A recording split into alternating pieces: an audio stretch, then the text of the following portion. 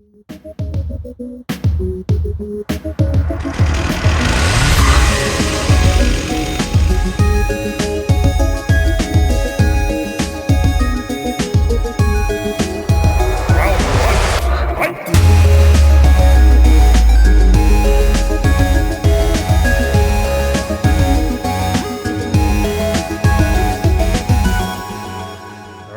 everybody, welcome to the official first episode of Crunch Time. I'm Brian, and that's Cliffy B. What's up, buddy?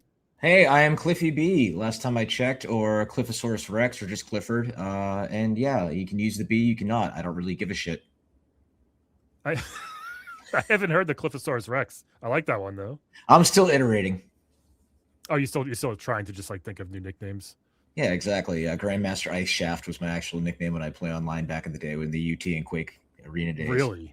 Grandmaster Ice Shaft? Yeah, it's, to Grandmaster Melly Mal Ice T and then Shaft, who is the man that would risk his neck for his brother, man? Shaft. Damn right. I thought it was some Grandmaster B from Bud Bundy from Married with Children. People actually used to say I looked like way back in the 90s. I'm like, okay, and then it became Dane Cook, and I just get that thing all the time. You look like somebody. And you don't like Dane. You don't like Dane at all. I mean, I think he's relatively handsome. So thank you for taking it away from me, Brian. Yeah, he's way more handsome. Yeah. No, we are this is great. We had a very fun first episode, I think, last week, episode 0. Yeah, I mean, it was our alpha or our beta, I guess. Yes, we are 2 betas. Depends on the moment. But today we're having our first guest. You want to just bring her in now? Should we introduce our first guest? Yeah, just. We're going to do this. So check it. If you're watching on YouTube, you can see right now, boom, we just added her. Miss Lauren Bleszinski is here, everybody, on the show today. This is Doug. We got applause. Lauren Bleszinski, no relation to Cliff. None whatsoever. It's just coincidence. That'd be really funny. No, obviously you two are happily married to the dismay of all the gooners out there. Lauren is taken, but we're gonna chat. But you have your own video game history and life even before this, so we're gonna get into that and have some fun and all that stuff. Thanks for joining us today. Hi everybody. Yes, I'm Lauren. Hi. I'm very awkward if you haven't been able to tell so far. Thank you for having me on, y'all. I know I'm excited for y'all to have start this podcast and do all this fun stuff with everything that you have planned for it. So awesome. Thanks for letting me be the test run. Behind the scenes, Lauren was critiquing our setup big time. She's like, "Are you using OBS?" Blah blah blah. Like a real snob, a real Twitch snob. Yeah, I don't know. I can't help it. I'm like, my camera's not cropped enough. I don't know. Yeah, but now I figured out the cropping, and we're all see. Good. It worked out. Yeah, let's dive into some news of the week. The biggest thing. Oh, first of all, the first thing I want to do, plug our socials. We are on Instagram at what is the actual? It's too long. Crunch Time with Brian and Cliff, all one word, at Crunch Time with Brian and Cliff on Instagram. You can send us an email, crunchtimewithbrianandcliff@gmail.com. People have been messaging us, telling us you love the show, which we love it. Thank you. Share it with people you know. Tell them. We had people today on your Twitter, Cliff, like, I didn't even know you had a new show. So that's I mean, that's the problem with doing something like this. You have to just whore yourself out like a runaway at every step along the way. Like, okay, here's a clip. Here's a pot. Like the people who enjoy what you're doing with this sort of stuff, they're like, oh, cool, new clip, blah, blah, blah. And the people who they're not into it, they're like, oh, fuck off. Just talk about butts or Gears of War. I'm going to talk about all of it, damn it. Yeah, we will talk about some butts later. And Lauren down there, you can follow her stuff at Leet Lauren, which is L337Lauren on Twitch and Instagram. Is that correct? Yes, that's correct. And kind of everywhere. I said it right. TikToks, all the things. All that stuff. So please follow us, tell people, share it, all that fun stuff. And also a quick plug for this is coming out May 11th. It should be today on Monday. Me and Cliff have a show May 14th. If you're in the Raleigh area, Retro Bits, which is my show that I've been doing for years, where we basically Mystery Science Theater 3000 really bad old video games. And I'm not talking about pieces of shit like Mario 64 or stuff like that. I'm talking about like really, really bad games. We play them, we riff on them with other comics, and it's a very, very fun time. And please don't make me play Custer's Revenge again. Well, it seems to be a staple. People demand it. People request it. We'll see what happens. Oh, I feel so dirty after I play it. it really is a crowd pleaser. People who come to the show, if it's their first time and they see that Custer's Revenge or Beat 'em and Eat 'em on Atari. Oh yeah, that's a good one too. They lose their minds. They don't realize that this was a real legit game that you could buy in stores for a couple days till they banned it, but it was a real game. But somebody actually sat there coding this like, okay, this is my vision. I'm going to make this. It's so good. It's my citizen game. Yeah, basically. Hey, first big news of the week, I thought, was the freaking GameStop trying to buy eBay for $56 billion. How many billions you got? How many billions you guys got? Not enough. I want to see the shell game, the behind the scenes of like how they shuffled the funds to potentially make this acquisition. And a certain person here in the podcast used to actually work at GameStop. I still have my badges. Yeah. Do you? We were EB Games before we got converted to GameStop. I remember that. Yeah, EB Games. Yeah, which means she owes me money from all those sold used copies of Gears of War that she sold. No one told me that used copies didn't help the devs. I didn't know the dev world yet. Yeah, well, there's no statute of limitations on that, so pony it up, woman. Did you see the interview with the CEO of GameStop? Did you see this awkward? Oh my God, you got to check it out. It's the most awkward thing.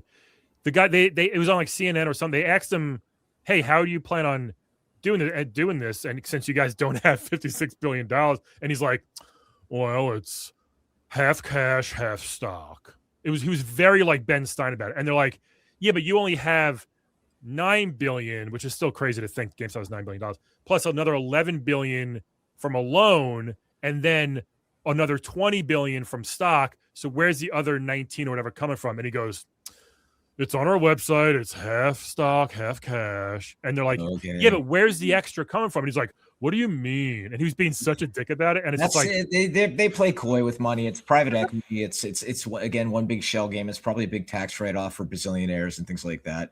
I mean, if I was him, I would have looked at the camera and said plastics, which I'm showing my age with that reference. But yeah, I mean, there's so much about money and behind the scenes with the way money is shuffled and things like that. I mean, I still own a good chunk of Facebook/Meta stock. And I was meeting with one of my guys this week and he's like, "Oh, you can take a chunk of your stock and sublet it to somebody else for a certain period of time. And then when the stock goes up, you can, I'm like, what? Like, okay. Like can I get a good interest on whatever I have going on right now? How is that a thing? See, poor people don't know about that stuff. That's crazy. Well, that's the thing about the way money works, especially in this country is, if you don't have any money, the people who have money aren't going to tell you how money works. Yeah. They don't teach you about, stocks and mutual funds and interest and APR and dividends but I learned how to make an English muffin pizza in home ec. Oh my God. I love pizza muffins. Are you kidding me? Oh, they're good, man. But I mean, they're so good. I'll take dividends over pizza muffins. Sometimes bagels. You like pizza bagels better than pizza muffins? I mean, a 90s kid. Yeah, me too. I did both, but they're both good. She was eating like I was a latchkey kid and she was to some extent.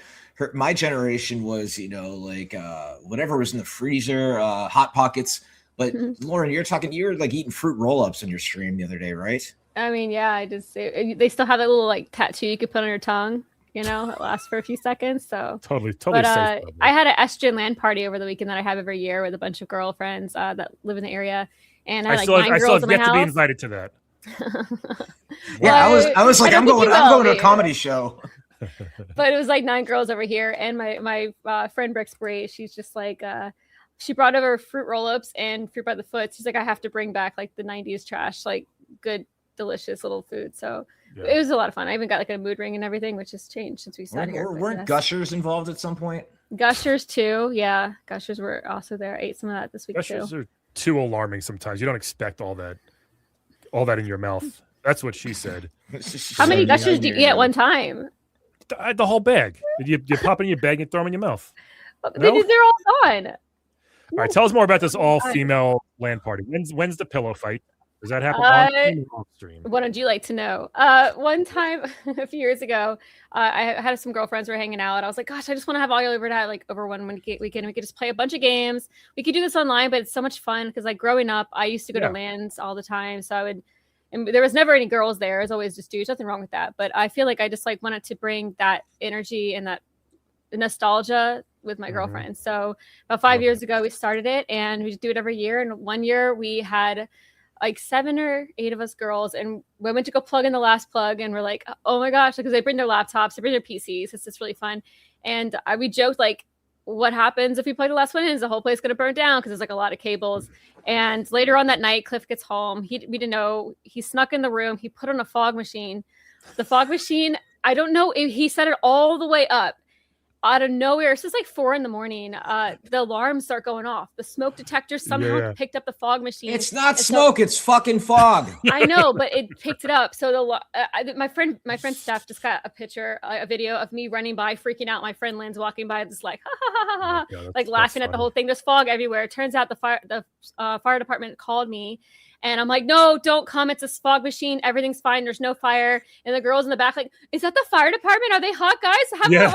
I'm like, y'all shut up. No, that's not going to happen.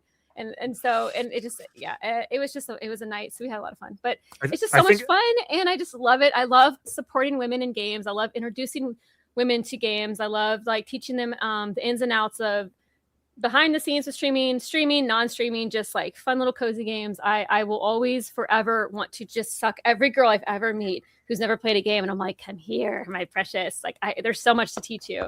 So I cannot stop. I'm over here like, they're downstairs all set up. There's a door there to the lower level that you go up some more stairs. There's the door to our office. And I'm trying to like play mouse PI. And I still can barely hear the game because all I hear is it's like, I open the door to downstairs. It's like that scene in the movie where the guy opens the door and all the demons are like, a lot of energy down there. Like, Jesus Christ, I'm not going down there. And as they're all talking over each other, they're having fun. That's all that matters. And but I'm like, I'll be over here in my game after going to comedy and staying away from the house as long as humanly possible. Yeah, I think I've seen that movie with the firemen come over the room full of 9 women covered in smoke. It's like, hey, ladies, you need some help? Good thing I brought my hose. Oh my gosh, y'all. That's so funny. It's a good ending. Yeah. Well, that's awesome. That's very fun. I love that. Mm-hmm. What game were you playing when the fog machine went on? Do you remember that one? I think we might have been playing either Lethal Company that time, or we're playing World of Warcraft. We were trying to see how far we can get with no clothes on in the game and stuff like that. Oh, yeah. In the game. You really in the game. Our listeners just shot up 5,000%. But I think it was one of those games. It was a few years ago. We're streaking Azeroth.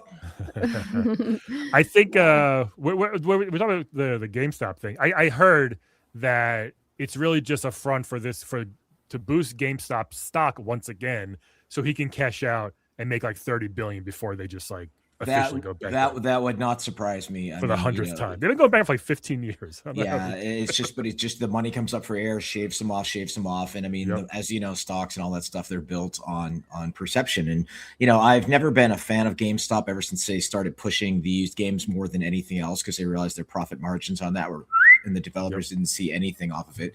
And I remember their account on Twitter said, "What's Nathan Drake's biggest fear?" And I replied, "Being traded in." Yeah. And I just, I trolled them over the years because it was a parasitic business model. It reminds me of like, whenever I get up from my desk and go back to the kitchen to get a snack or whatever, let the dogs out, there's this little box Jazz Jackrabbit sitting in there that I had nothing to do with. And what people did back in the day in the early 90s is they would download the shareware free edition of a game, and then they put some shitty cover on it and put a little box on it and put it in, Walden Books or whatever the bookstore was at that time, and people would be like, "Oh, a game? Oh, this is $3.99." Like, heaven forbid you download it for free because people didn't know, And it's just, business is business. I get it, but parasitic business models will always bother the hell out of me. I agree. Yeah. I did love working at GameStop though. It was so much fun. Like I was assistant manager, and they used to have these a quick little story. I used to have these bins that were like the cheap little bins that had to get rid of a bunch of games. So they were big, and I used to lay down inside the bins and just hide myself underneath, and I would just grab a game and go, "You want this one?" As a customer would walk by and scare them so badly, and they're like, "Ah!" When I jump out, like, "Haha, it's me!" And I would do stuff like that all the time, which I'm surprised I didn't get fired. But no one like roundhouse kicked you in the face when you jumped up out of a box of. No, for your average game fan, going to GameStop, it must have been like Erica Eleniak in Under Siege coming out of the cake, which is a reference that no one's gonna get. Oh, I get that very well. I understand. Oh, get off my lawn. Cool. All right. Hey, so PS6. It's coming. Hold on. What a great reference that was, Erica Lady. I wish we could show it on. I wish we could show that in a clip. But man, that scene, that 3-second scene was that did a lot for a lot of young boys back then. Oh, I think I know which one it is actually. Yeah, it's the Steven Seagal film. It actually wasn't a bad film, but right. Was that Hard to Kill or what? No, what was that? No, that was Under Siege, man. It was Kelly LeBrock in Hard to Kill. Yes, those are fun movies. He's an awful person, man. I still love the smell of Aquanet. But yeah, she came out of the cake, and I met her at like CES all those years ago. She was like knee high to a grasshopper, and she was nice. She was there to sign autographs and give me $20, that kind of shtick, right? Yeah, so that's business is business, man. Yeah. Next thing, PS6 will have backwards compatibility. They said that like it was a big deal, but it's like, yeah, you have to at this point. Can you imagine? Yeah, pretty much expect the outrage from gamers if you're like, you can't use all your PS5 stuff. Sorry, like they would lose their freaking minds. I mean, there was a time with prior consoles where it was like, is it going to have it? Is it not? Is it not? And the powers that be were often like, yeah, I don't know. It was kind of like, putting in like a cinematic mode to control in the Unreal Engine or, user mods and things like that. There's always a small camp that's like, is this really worth it? I don't know. And it's like, well, yeah, you want people to maintain that PlayStation loyalty. They want to get the shiny new box and they want all their old stuff to work. It's business 101, but I don't see the numbers behind the scenes. I'm not the one counting the beans. So that kind of rhymed too. It did. That was fun. I think Nintendo is the only one that gets away with it because they would always change their console every time. Like as far as like the actual physical media, it would be different every time. So nobody cared. But the last like 3 or 4 generations, it's all just Blu-ray. So it's like, yeah, it has to work on the previous stuff. Come on. The whole PS3 back. We can't play PS3 games ever again. It's like, figure it out. I'm at the point where like there's these games, I see videos on YouTube popping up and it looks really cool on the Switch, and then I look and it's like only on Switch 2, only on Switch. I'm like, okay, I'm hitting that threshold. Like I want to play Pragmata, I want to play the new Yoshi game. I'm like, I gotta buy a Switch 2 now, and like maybe there'll be a sale because it's $500. It's not crazy, but money's money, yo. I only got a Switch 2 for the Pocopia, and I just missed the smaller sizes of like the smaller Switches. But like I don't want a PS5 or 6. Wow, I have a PS5 that's collecting dust. I want a new PS Vita. Like I want a handheld, like a nice little compact handheld for PlayStation. Well, the PS6 is supposed to have a handheld. It's supposed to be like a Switch. It's going to have like a handheld part to it. They're saying. How big is it? It's like a Steam Deck size. It better be smaller than a Steam Deck, but I'm sure it's going to be pretty beefy. Because I have my Steam Deck, and I feel like my little wrists are just like they need stretching after it's like a game time with them. I don't know. I'm just complaining. I don't know. I shouldn't start doing curls with it. Yeah, right. That would be a Switch thing, like the Ring Fit Adventure. They'll make like they'll put weights on your Switch so you can get a workout in. I can see Nintendo doing that.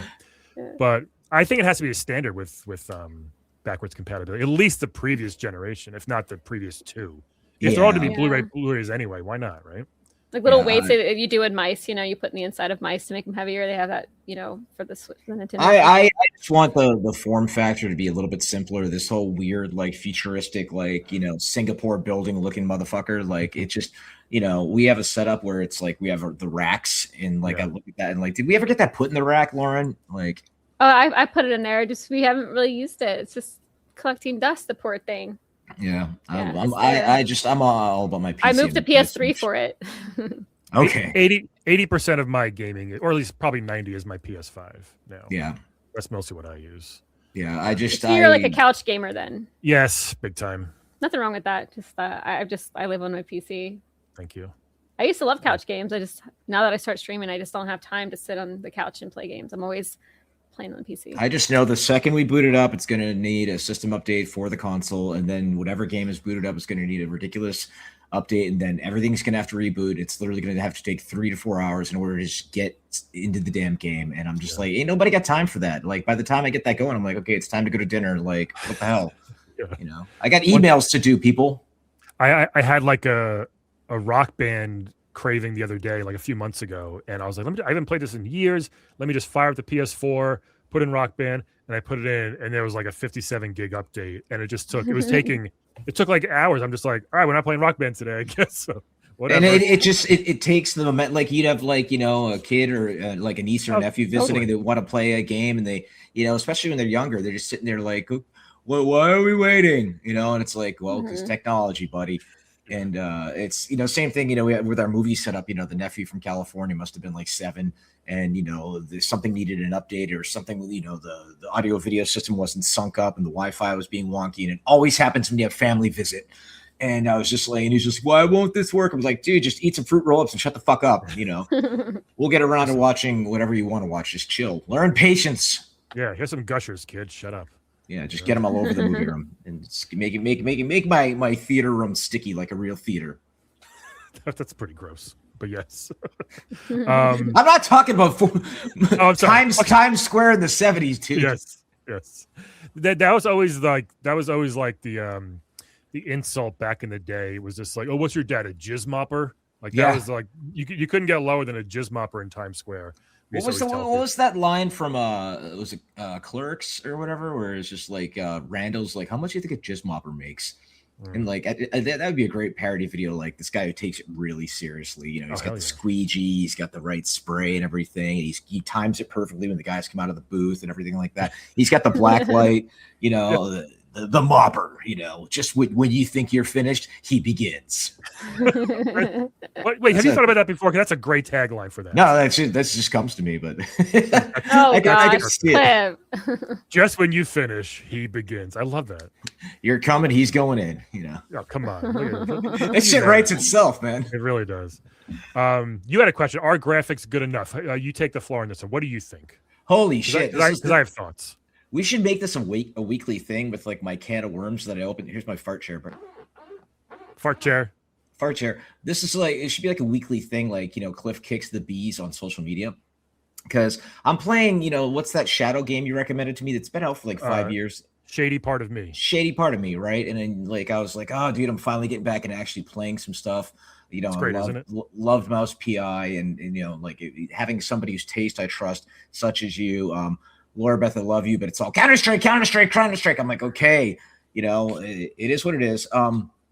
But Shady Part of Me, like, it doesn't necessarily look like the most graphically brilliant game, but it's stylized. And I did a test playing that game today for a couple hours. The puzzles are that classic thing with puzzles where you either get it immediately or it takes you forever to get it. And you're all tabbing over to YouTube. That's the puzzle paradox. And so I'm like, I wonder. And so being older, I checked my blood pressure. And so I go into the kitchen, I sit down, I'm like, oh my God, I think I have hypotension from that game. Like the music and that kind of paperly vibe and that relaxed like dialogue, this girl and she's friends with their shadow and what's going on here. And I think it was made by French people, which checks out. And it's very pleasurable. And sometimes I like playing games. I'm just like, die, motherfuckers! And other times I'm like, this is just pleasurable and enjoyable. And graphics don't necessarily, I mean, there's so many indie games that just stylize and they have wonky proportions. What's that Western PvE game that is doing well right now? And it, kind of like Wild Wild West Will Smith. You got like robots and cowboys and things like that. And Crimson Desert. No, I can't remember the name of it right now. My name recollection is not the best in my old age. But like my thing is then Mark Rain of all people, the VP at Epic, who he's off doing his thing with Epic and Fortnite. He's selling Unreal Engine. He's done rather well for himself. I'll leave it at that. And once in a while, I'll be like, Mark, take me to a Hurricanes game. He's like, okay. And he tries to hold back from bragging. I'm like, I couldn't hang on during Fortnite, dude. I just had to go. I made just enough money to be comfortable. And he chimed in. He's like, no, you can't even render like a proper kitchen table with a wine glass on it and with the right lighting coming in. I'm like, I've seen tests that look pretty photorealistic in that department. And I'm like, what does that wine glass bring to the actual table that it's on? And then the overwhelming majority of the gamers who responded to my thread, I think the consensus was, back in the day when we were doing Gears and everything and beyond, it was they come for the graphics, they stay for the gameplay. And yeah, you wow them with the graphics, but it's kind of like you go on a date with somebody that you find attractive, regardless of gender. And then, you want to know that you can engage and find them interesting and have conversation with them and then get that connection beyond just the superficial. And graphics, they're going to keep getting better. But I believe we're at a point where it's diminishing returns from here on out, where your game's budget is going to be exponentially larger, whereas are you going to really sell that many more copies of the game because you can see the characters poor and they're a little eye booger or something like that? Like maybe not. And then the marketing costs and are the developers being paid enough? And you look at the success of Roblox and Minecraft. They've been out for years and they've just killed it, and the graphics are rudimentary at best. And kids just still, I would kill for Roblox when I was a kid, even though it's been invaded by all sorts of disgusting sex offenders the last few years apparently. But we'll put that over here. But what are your thoughts on the whole graphics thing, both of you? Lauren, you want to go? You have an opinion on this? I mean, there are some games that I don't like the graphics. Like, what is that one game that everybody played that was on the Switch? Not Terraria. So it just depends. So if it's too pixelated for me and too stylized, I'm just so used to the more realistic type games because I play a lot of right? Stardew Valley. Yes, you don't like Stardew Valley. I couldn't get into Stardew Valley. I don't know what it was. I didn't like the. I know. I didn't like the. I have friends that game killed that. Damod loves it. I know. I don't know what was. I just couldn't find my way through that game to enjoy it enough because maybe I am just so used to Call of Duty, Counter Strikes, Arc Raiders, that sort of thing. So, but then I love cartoony games, like Pokopia and Animal Crossing, and I don't know. So I don't mind if they're bad graphics. For example, I've been playing Burglar Gnomes. That's just made by one developer, which is incredible how much he was able to put in and how popular it got. So was Stardew Valley. Yeah, that's cool too. I think the guy who Stardew Valley is laughing his way to the bank. Yeah. So listen, okay. Should I not even go? You're allowed to have an opinion. I don't know about that. I just got teamed up over here. No. But some games like that, I don't know. I like to have my characters looking very cutesy and cool, or I don't know, just. Oh, tell him about the pirate game. What's it called? Windfart or something like that? Windfart. Windrose. Yeah, Windrose. What about Windrose? I mean, I think it's a beautiful game. She's played online with her girlfriends, and she doesn't tell them about your wardrobe in it. You hussy. Oh yeah, we're the no top pirate girls. So we don't, no matter how much defense we're losing, we don't wear any tops in the game, and we've been getting through it. It's not easy, but yeah. So I do. That's where I was. My characters look cool all the time and cute. I had no pants for my cyberpunk character, so I had a cool vest and everything, and just his little wiener flopping around the whole time.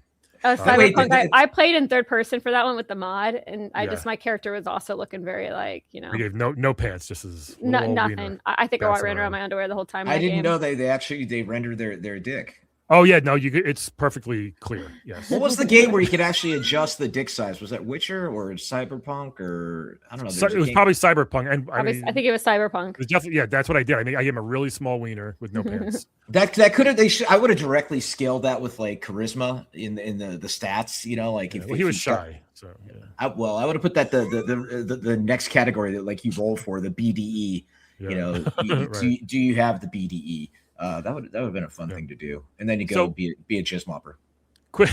Quick side tangent about Stardew. I tried Stardew, I got it, and then played it for an hour or two, and I was like, "This is fine. I don't really like farming game, whatever." And I put it down. Went back to it a year later when it started getting really popular, and then put in about 300 hours to it. I couldn't stop playing it. It's so much more than you think. He's added so many things to this game. Things keep unlocking every time, and there's no rules. You don't have to do anything you don't want to do. You can just do whatever you want. That's the cool thing about it. There's no pressure to do anything, Anyway, it's the best game ever. So that's the dream as a creative, as a developer, is just you in your house and you make the game you want to make. And if you can do it all by yourself and you have your own vision for it, and then it comes out and the world is picking up what you're putting down, and then you are able to make bank doing it. I mean, it's an anomaly, but it's beautiful that something like that exists. Maybe I'll have to pick it back up. It's still in my, I still have it in my library. So I think if I can get myself off of Pokopia right now. Seriously. As far as graphics, I don't see how they get better at this point. Very, very tiny bit. When I play, NBA 2K, or I see games like Last of Us 2 or those super AAA games, I don't know how graphics get any. My wife will come in and think I'm watching basketball on TV when I'm playing, type of thing. So I don't think those can get better. But also games like Celeste or that are really pixelated. I love that style. I love this more, like you said, stylized games versus great graphics is a big difference. And I love all the cool indie stylized stuff now. I think honestly, graphics to some extent are kind of similar to fashion these days, and the fact that it's cyclical. Like, Lauren has some bell bottoms that she's wearing, and they were big in like the 60s and 70s, and then the 90s, and then beyond the aughts, and that the baggy shirt, kind of pirate shirt looking thing, and then like pixel graphics. As somebody myself who did my share of pixel graphics rather poorly, just enough to get by,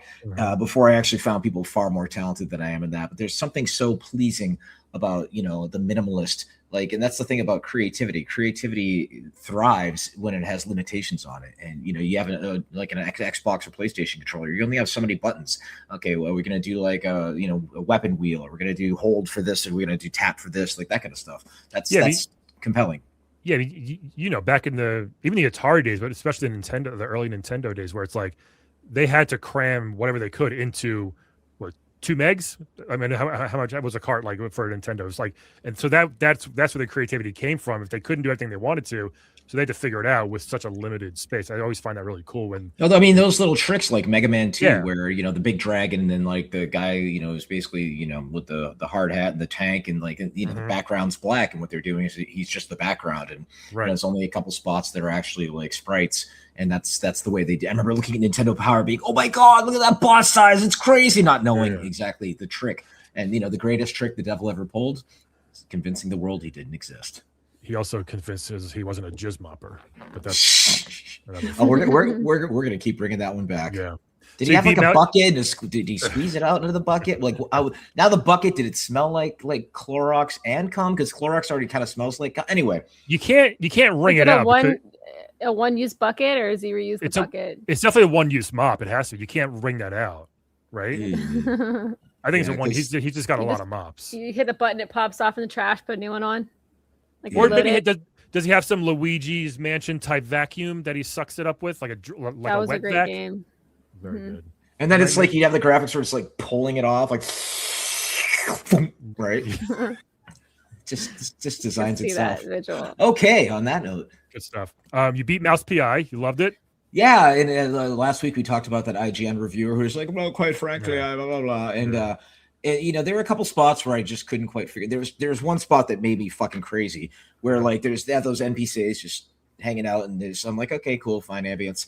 But there was like a key that I needed behind it, which was a bottleneck to get to the next section. I can't remember what part of the game it was at. And I'm like going back and backtracking, and then I'm like looking around. Then I go to the YouTube video. I'm like, the key was right behind the janitor guy, probably a jizz whopper. And I got the key, and I go to the next section.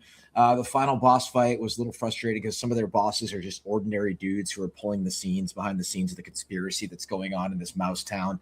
And so they're not like big buff guys with laser guns, but they use the environment on you. And, pro tip about boss fights is when we can't really come up with that compelling of a boss fight, we just throw bazillion million minions at you. And you're just like, okay, I'm going to deal with this because you're distracting me from shooting the main guy. Diablo 4. Yeah, I mean everything. I mean, I always sucked at boss fight design. Jazz ones were terrible. Thankfully by the time I got to Gears 3, they were decent because Lee Perry spearheaded all that. But yeah, it's at the end of the day, I really enjoyed it.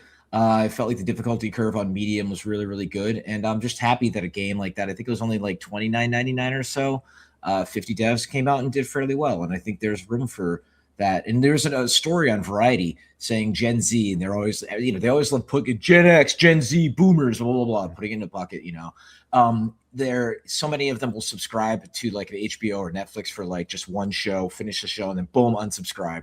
And, they're getting increasingly frugal, and a lot of them, a significant amount, don't want to pay full price for a $60, $70 game until Grand Theft Auto shows up. Then we're all going to be like, fine, I'll pay whatever. But like that, we're hitting the sweet spot where these $30 games are on the up and up, and that gives me hope for that people can make these kind of AA games and not always the quadruple A games.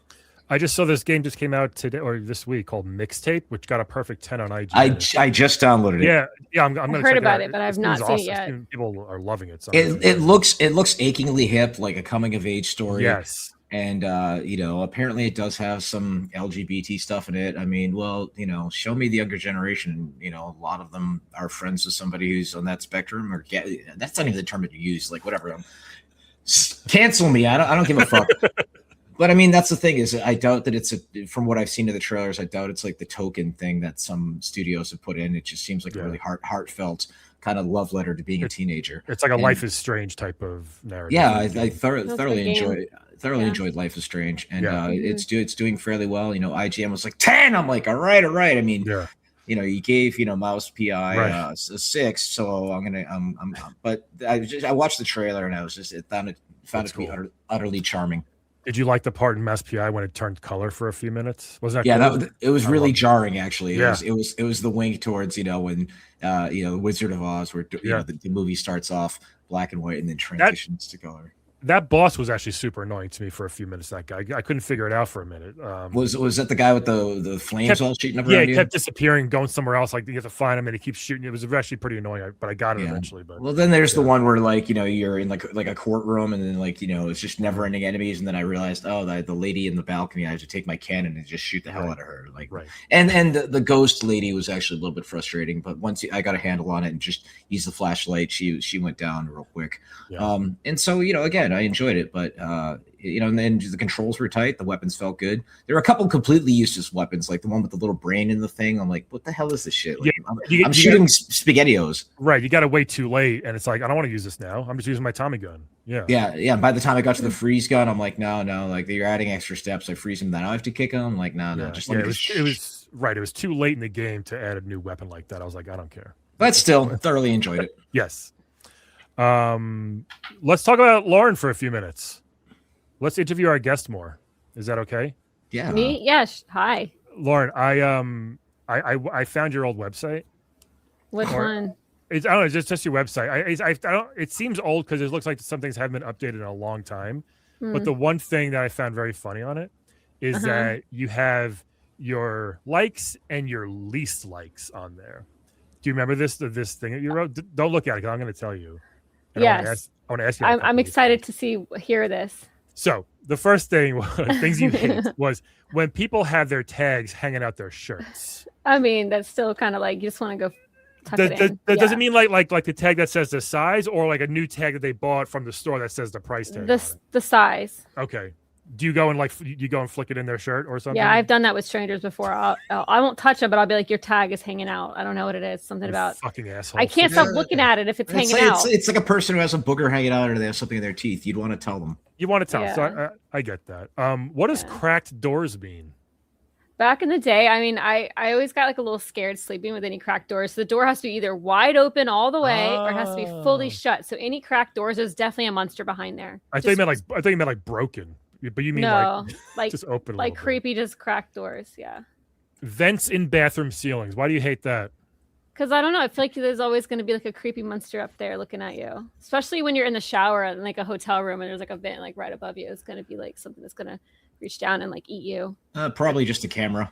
It's probably a camera more so than a monster. There's a monster behind the camera. Exactly. Hey, there you go. Yes.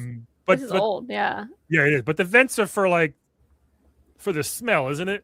I would imagine. I guess airing out the air from the steam from the shower. Yeah, maybe that too. I don't know. You hate lag in online gaming. Probably still.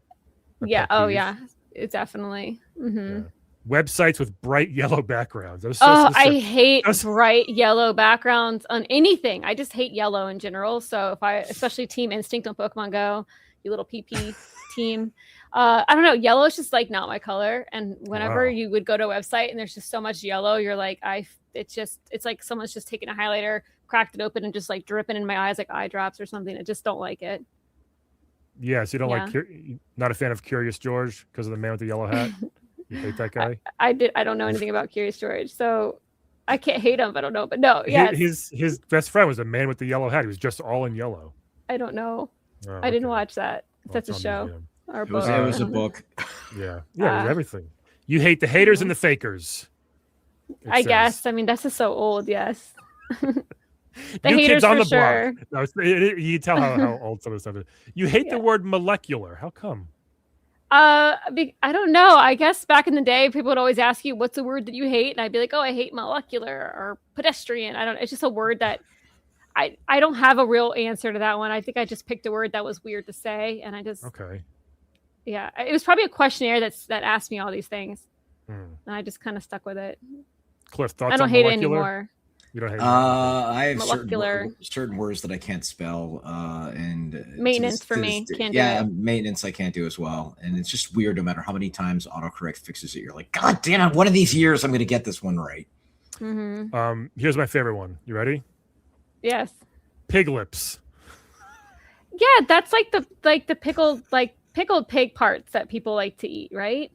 I don't know. In the store, that's a thing. I'm not making it up. People they take the old pig parts they don't eat. That's like the regular. I don't even eat pork or whatever anymore. But like growing up, I used to be in the store and I would see these big jars of just like pig parts lips. of the pig, and it was just creeped me out. Like it's like the pig parts. I don't know. Like I'm not making this up. Like pickled. It was like pig pickled lips. pig. Obviously, some people. I was just saying a lot of that's a Southern thing, and yeah. I did get her to eat. What was it? Was it chicken feet at Brewery Bavana a few years ago? I had one small, tiny little bite, and I just wanted to like throw up. It was the idea of eating a foot of a chicken. They weren't bad. It's just that's one of the best restaurants in all of Raleigh. Absolutely. I just have a hard time with meat in general when it comes to like eating it. Even when growing up as a kid, I used to cry in the meat aisle. So my mom would it's a different time, but she would plant me in the cereal aisle, and she's like on the ground and be like, sit here. Because I would make a big scene. I'd start crying and whining, like, I'm not going to that. That's like a pig. That's a cow, blah, blah. So she would sit me in the cereal aisle with cereal boxes and say, read these. I'll be back for you. And she would go shopping and come back for me. Obviously, I had a great mom, but I love that. It's just a different time. But yeah, I still have a hard time eating food when it comes to meat these days. I don't know. No, this is definitely old. I know. Now, I've never heard these. We're learning a lot about you. Now, these three are very similar, and you must have had a real issue back in the day with this particular topic. You ready? Blue toilet water, cold toilet seats, and black toilets. All three in a row. Go. Oh my gosh. Okay, where do I even start with the toilets? Okay, if you were going more on my website, you would see back in forever ago, I wrote my 10 villains that scared me as a kid. Yeah. One of my villains was like when I was little, I watched a show called Movies. You would think Ghoulies. Movies. Was it Ghoulies? No. Oh. It was a movie called Look Who's Talking To, and it's about like a little boy who's now older, and he's got to go pee in the middle of the night by himself. So he's learning to not, be potty trained. And so I remember when we were little, it was popular to have blue toilet water. And in the movie, there's an animatronic toilet that has big old eyebrows. I don't even know who voiced him, but he's like, I want your pee-pee. Give me your pee-pee. And he was angry and he spit blue toilet water all over this bathroom. The little kids freaked out. And so we had blue toilet water. I remember crying in the middle of the night after I watched the movie. And so ever since then, I'm an adult and I will walk in, see blue toilet water, or walk back out and hold it to the next toilet sometimes. If my friend's with me, I'll bring my friend in and they'll stand with me while I go pee. That's amazing. It was Mel Brooks that actually voiced the toilet. I don't know. It was look it up if you're listening or watching or whatever. Look up the Toilet Man. I think it's called Toilet Man. That's what his name was for Look Who's Talking To. He's creepy. But also look up Ghoulies. The posters for Ghoulies. Okay. Cliff, you remember this, right? Remember the tagline? I don't know it. They'll get you in the end. In the end. Yeah, it was the best horror. It was like I'd always see it at Blockbuster. It was this little weird, gross looking ghoul coming out of a toilet. Okay. And it was called Ghoulies. And it was like the funnest. It was a creepy, one of those real campy 80s horror movies, but yeah. I either go look it up and maybe it helps me with my phobia, or I don't look it up because it might hurt me. So we'll see. You got a real thing with bathrooms. It's crazy. Yes, I do. Bathrooms and drains in general. Like when I have to flush the toilet or the automatic one, sometimes I sit there and close my ears because it's like so loud. It freaks me out. It gives me the chills. I have a lot of weirdness in my life. Can't take you anywhere. But no, I'm so thankful for toilets, but still they freak me out. She's thankful for toilets. You heard it here on Crunch Time. I'm in and out of toilets. I'm on the toilet and I'm off the toilet. I'm not like a sit around, tweet, check the feed toilet person. I pressure wash the bottom of the toilet when I got to pee just to get off. Wow. I think I think this I don't know if it's good for my bladder, but I do it. This is one of the clips where that's going up. Lauren's toilet talk. Alexa, play Avril Lavigne. And then last one here. When people spell WoW, World of Warcraft, with W.O.W instead of just WOW. You hate. Oh my gosh, this is old. This is like original WoW days than old. Yeah, because I would see on forums back in the day, people would talk about WoW, W.W. It's just WoW. Just type out WoW. It's okay. I love that. Yeah, that's old. Yeah. We just learned so much about that. It's very specific. Yeah, Cliff, go check the bathrooms at your house now. Make sure they're up to code. Oh, if we have any of that blue liquid, I sneak it in the toilet and don't tell her. Just pour some Kool-Aid in. I'm gonna come over and pour some Kool-Aid in all your toilets one day. Lauren, what do you remember your first game? Like the first game that you played that was like you were like kind of maybe not changed your life. You were just like, this is awesome. I love video games now. I'm 6 years old, whatever age you are. What was that like? Yeah, I was super young. I was just a baby. We had a hand-me-down old original Nintendo, and it sounds so cliche. I started on Mario, but it was Mario, the first one on Nintendo. And I was with my twin brother and my big brother, and we would sit there and play. And they had a shoebox of all these other games too that we would like skim through and play. And so that was my first time experiencing video games. And then we got the Super Nintendo, and then I got into Kirby and Mortal Kombat with my twin brother. My twin brother and I, we played a lot of games growing up. My big brother, he was a little bit older, so he was like doing his thing. But I played a lot of games. Like if I couldn't beat a boss, he'd beat it.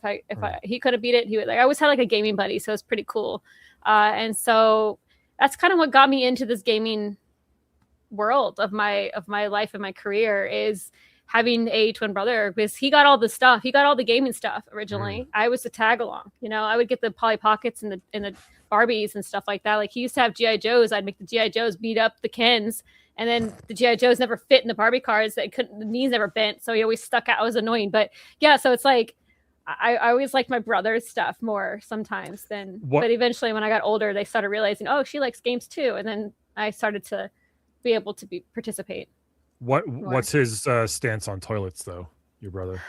I never actually asked him, but I would say he's probably doesn't care. We should know. He's never talked about that before. What's your favorite competitive game? And give us like your What is Counter-Strike what you were known for? Was that like your main thing back in the day? Was that like your best? Yeah. Game? So Counter-Strike, I still have my original box from 1.6 back when you'd have to get a CD key and stuff like that. So Counter-Strike, I first was introduced in like 1.5 era. My brother, we used to have a shared computer in the laundry room for everybody.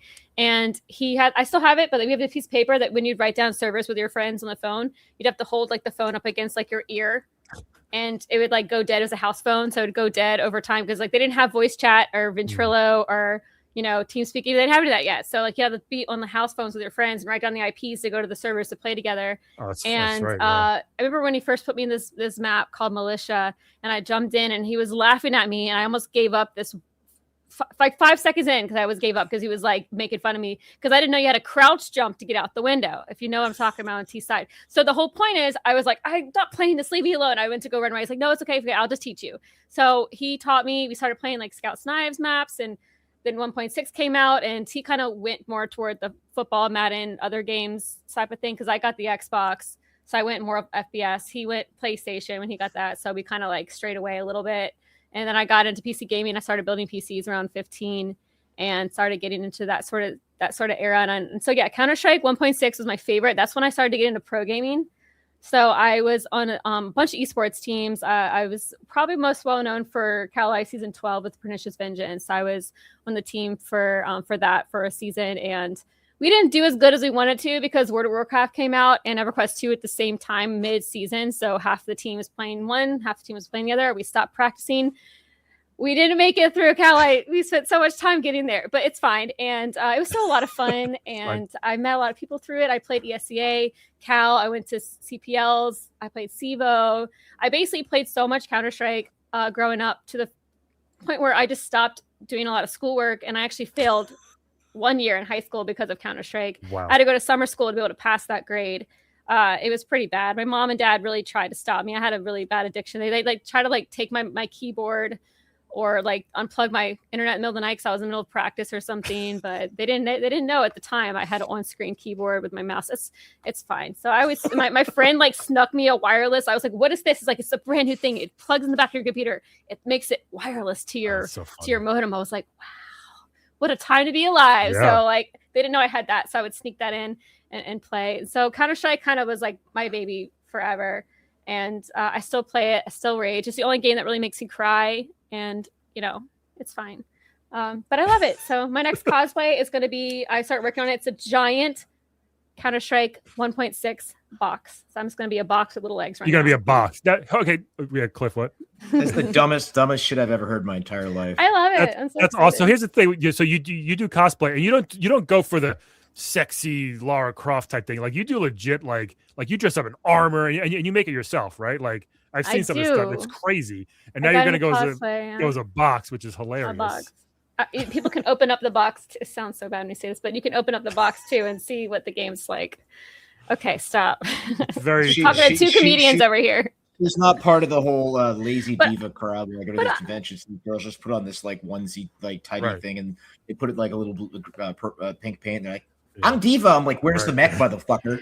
Nothing wrong with that. I have so many girlfriends who go the route with the, the sexy princess and all that stuff. And I've done a couple little sexy ones here and there, but I just love creating like full body armor. Like I did War from Darksiders. I did Maverick from Lawbreakers. I just like enjoy, and I also did Anya from Gears of War 3. So I just enjoy like walking around, like feeling bulky, feeling awkward, having blisters at some point around my body from the armor that I forgot to like, pad up or something on my shins and stuff. It's just fun to walk around and feel like so big, and I'm like so tiny. So it's like, it's pretty fun. I love that. Yeah. And I love teaching cosplay. I actually want to do my friend Steph and I, we want to do a cosplay summer camp for kids one summer. We've been talking about it. We got a lot of information about it. We just have to follow through one summer and do it. So have a bunch of people, a bunch of girlfriends come in, and it's all volunteers, and we'll just like help teaching kids a summer camp for a week and teach them how to do cosplay. Here's how you can be a box, kids. Yeah. Reach for the stars. Do you like the joke I do on your stream all the time, where I come in and say it's a game that's totally not that game?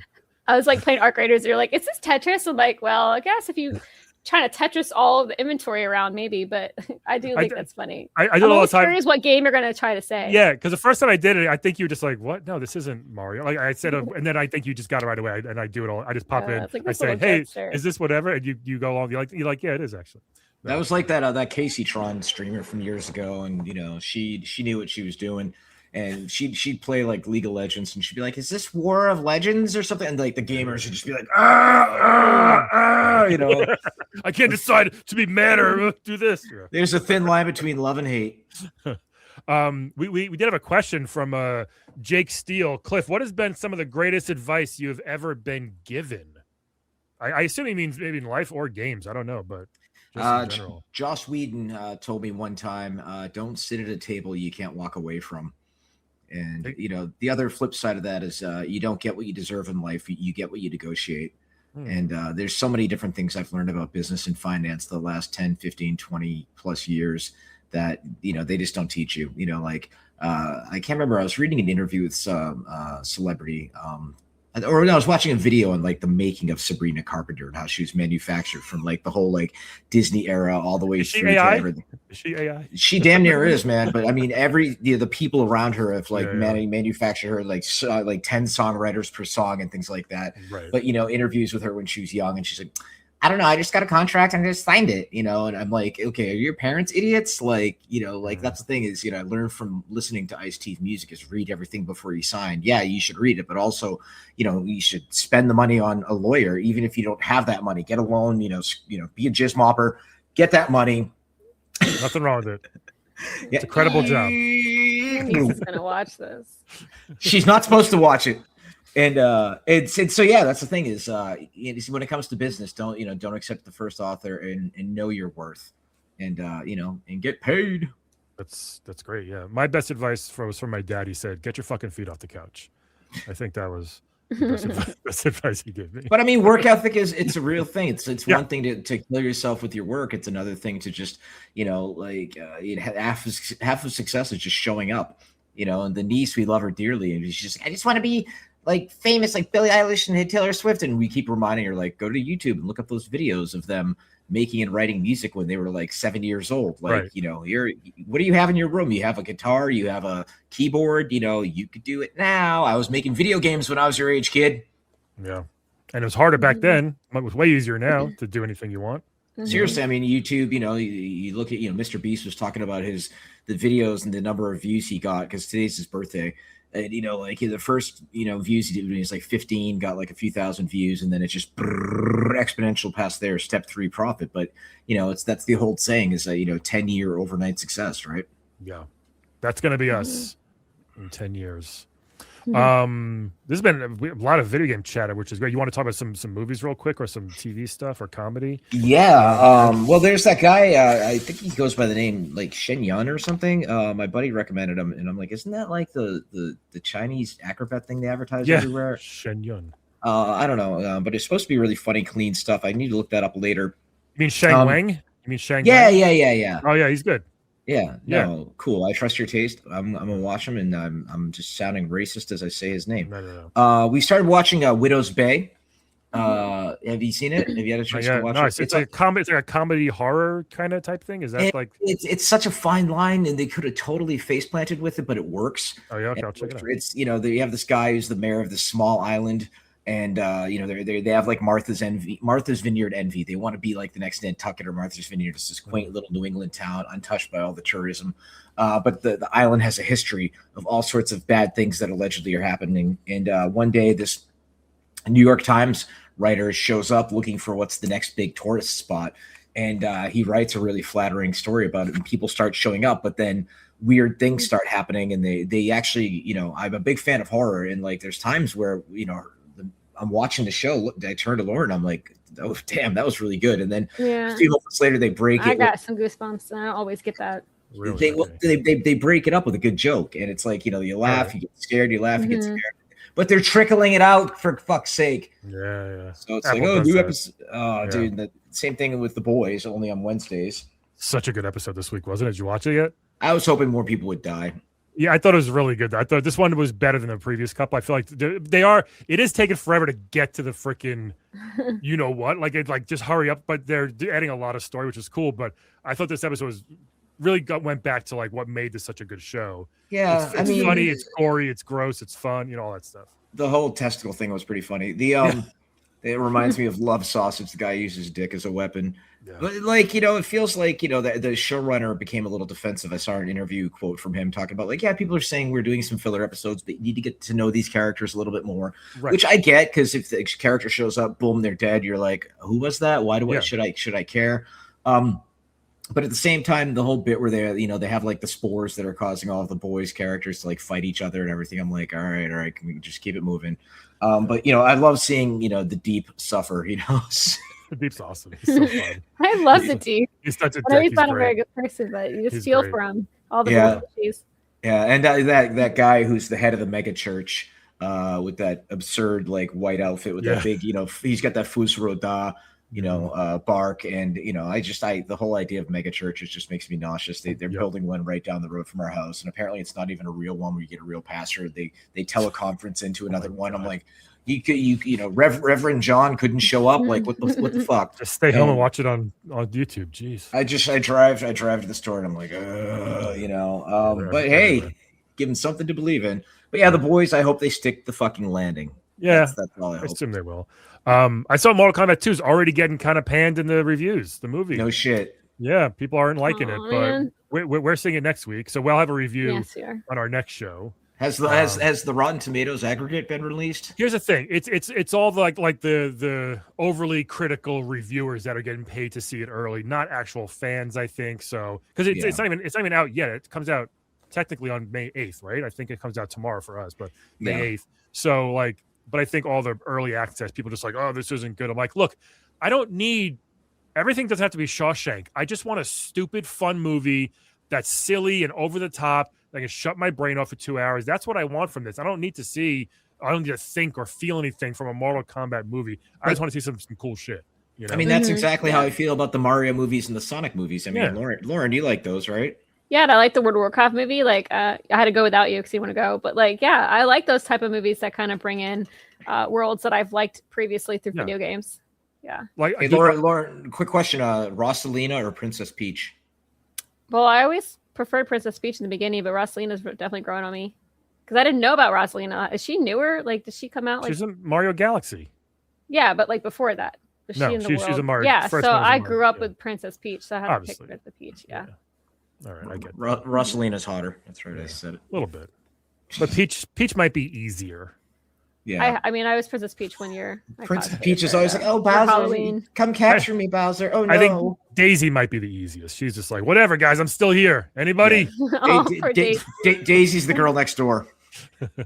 Yeah, like, do I think He-Man's going to win a Golden Globe? No, but I'm so excited for it. I just want to see cool shit on the screen, and I don't want to have to think about it. You know what I mean? That's how I feel about these movies where people like take it too serious, and it's like, it's not a serious movie. Yeah. Like, what do you? It's not trying to win a Oscar. I mean, that's the reason why they call it a popcorn flick. Yeah, that's what you want. You know? By the way, did you like the Deep's popcorn bucket?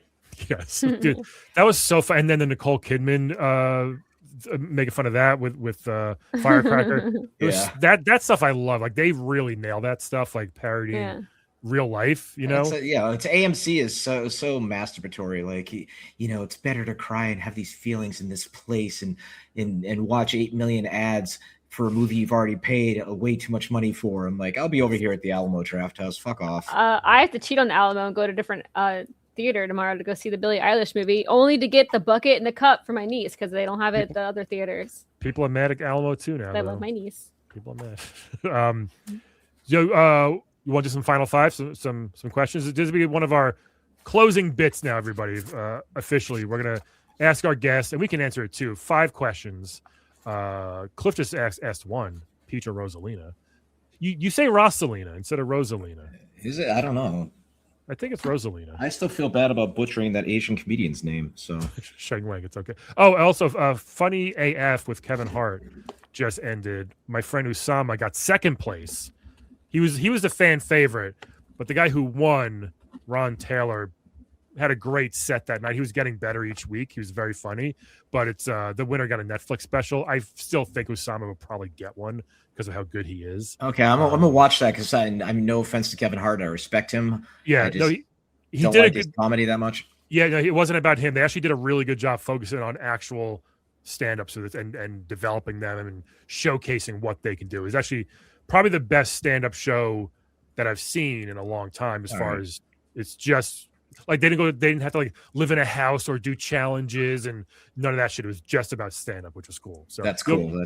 You'll probably like it. Yeah. My girl Erica Rhodes actually won America's Got Talent a while back, and she's just freaking great. Every time she comes to Good Nights, we pop by and say hi because she always does a great set. Okay, rapid fire. Do you want to alternate the questions, but as we assault Lauren with this? Or? Sure. Go for you. You do the first one. Well, we know favorite game. All right, you can skip that. Least favorite game, Lauren. Come Back to Me. Okay. I don't know. I'll say Mario 64. I think it's terrible. Okay. For me, it was a game called Athena on the NES. I could never beat it. And the game would rapidly decay as you got further in the game with the frame rate. And it was just terrible. Pretty bad game. Yeah. I don't know. I can't think of one. All right. Well, you got to come back. It'll come back to me. What was your favorite toy growing up? Lauren? God, these questions, my brain, my little Rolodex in here is trying to find it. My favorite toy growing up, I guess, I don't know. I had this like little stuffed animal I still have. That's a Penny. My twin brother had Patch. I had Penny. So I guess that was my favorite technically toy that I had growing up. It was like a little from the 101 Dalmatians. Yeah, so you still have we had one of them. I still do. Yeah. Cliff, did you have one when you were like 5, 6, 7?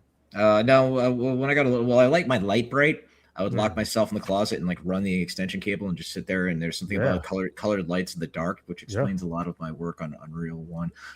But then it came around to just Optimus Prime. That's why I to this day have an Optimus shrine in my home. I love I had the Shockwave gun. I had tons of Transformers, but I had the Shockwave gun and that made noise, put batteries in. And but my favorite thing is I had the Eternia playset.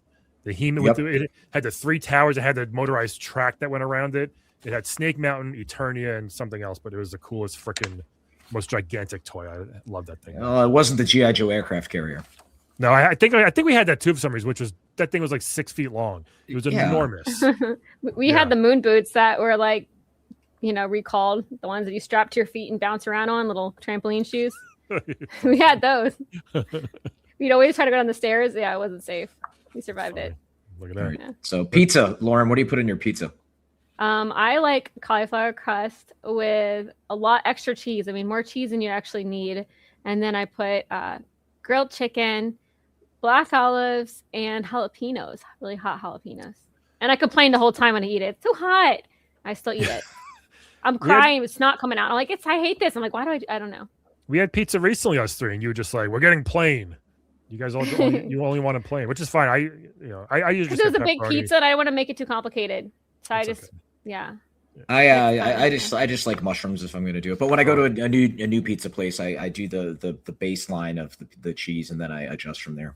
Gotcha. Sometimes I just take the extra pieces that haven't been ate with Cliff, and I just scrape off the cheese and just eat the cheese or put it on all one piece. The mutilator. Like a mound of cheese. Yeah, that's a nice shit you take later, I bet.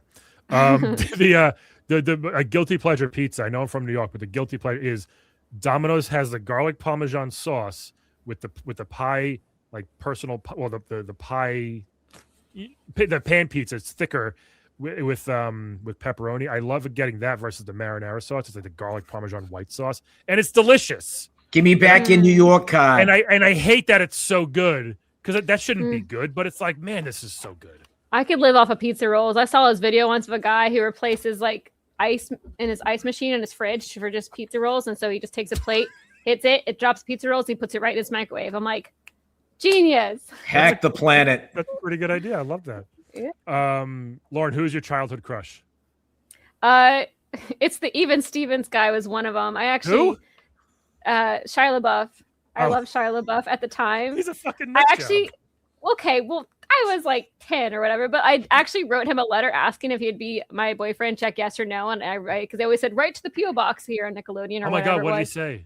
He never responded. Yeah. I hope you see him one day. Hope you meet him one day.